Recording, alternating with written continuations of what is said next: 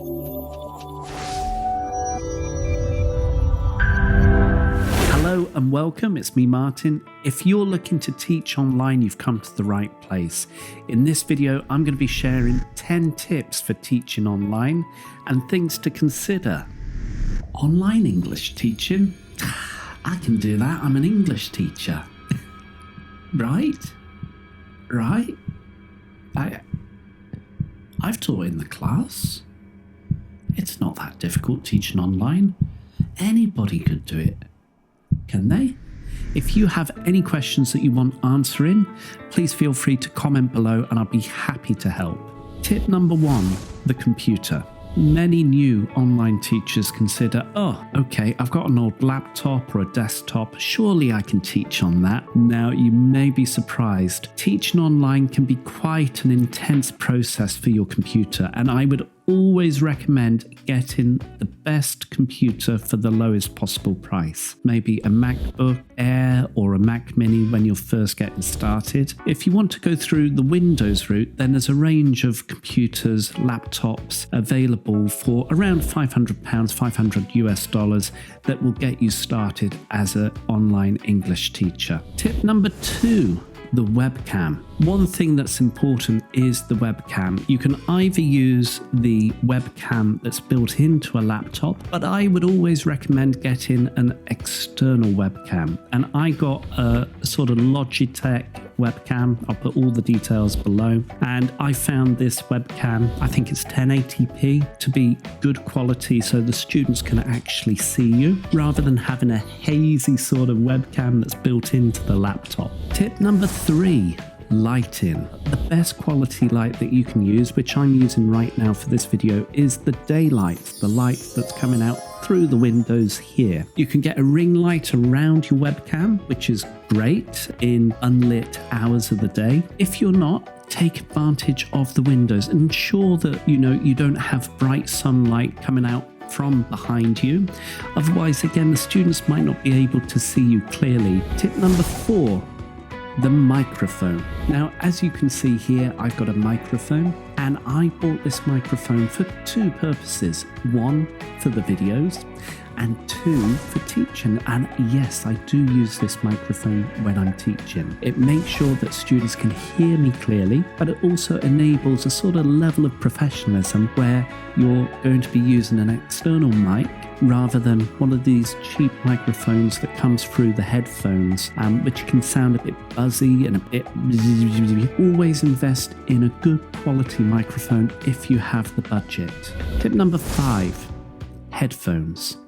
If you're looking to get good quality microphone, you want to hear the students as well. If you've got headphones which are Bluetooth connected, which I've used in the past, it sometimes has issues of disconnecting. A cabled headphone like the ones that I got here, I think these were about £40. Good quality stereo headphones can ensure that you hear the students clearly and effectively. Tip number 6. Monitors. Now, as you can see, I have a laptop here, and just out of shot, I've got a secondary monitor over here. If you're working from a laptop, I would recommend that you increase the screen space to get a secondary monitor that connects up to the laptop. You'll find yourself being able to spread out all the work around the different monitors that you've got set up, and you're able to navigate quite at ease all the different tabs on the internet browser or the various Word documents that you have open. Tip number 7, the background. Now, you can either have quite a plain background, but I think it's quite important for students to see that you're actually teaching in the comfort of your own home, and it allows students to see your life. The room that you're going to be teaching in, try and set it up so that it looks professional and it represents who you are. As you can see in the background here, I've got a map, I've got a piano, I've got a bookcase with various other books around. So try and set up a background also that kind of faces the light as well, that represents who you are and sort of expresses your personality or your experience as well. Tip number 8, planning.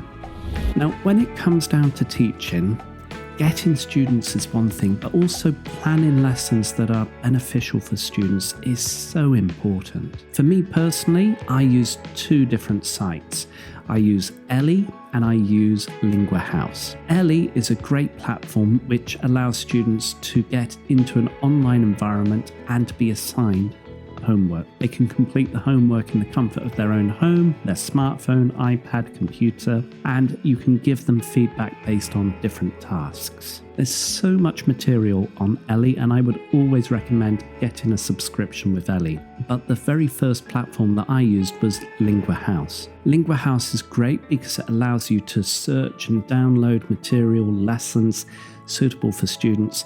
And there's a range of different material. There's IELTS preparation, there's general English, news English, business English, so much available on Lingua House.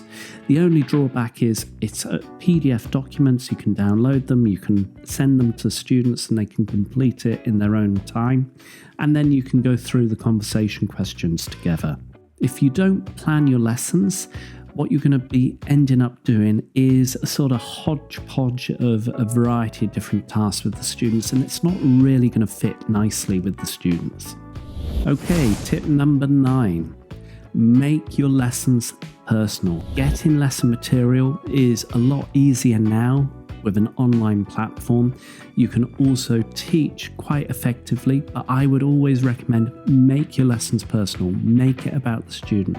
Open it up. Get to know what your students are trying to achieve and try and help them achieve that. If you're going to be just delivering the sort of lessons that you're organising, then you're not really connecting with the students, and the students won't get to know the real you. Try to open up about the sort of things that you experienced during the weekend, or the sort of things. Spend about 5-10 minutes just talking with the students, correcting them if possible, and then move on to the lesson. Make it personal, make it effective, and students will have that rapport generated with you. Okay, my final tip. Tip number 10, and we're almost there. A comfortable chair. Now, many potential online teachers don't realise the amount of time that you're going to be sitting down.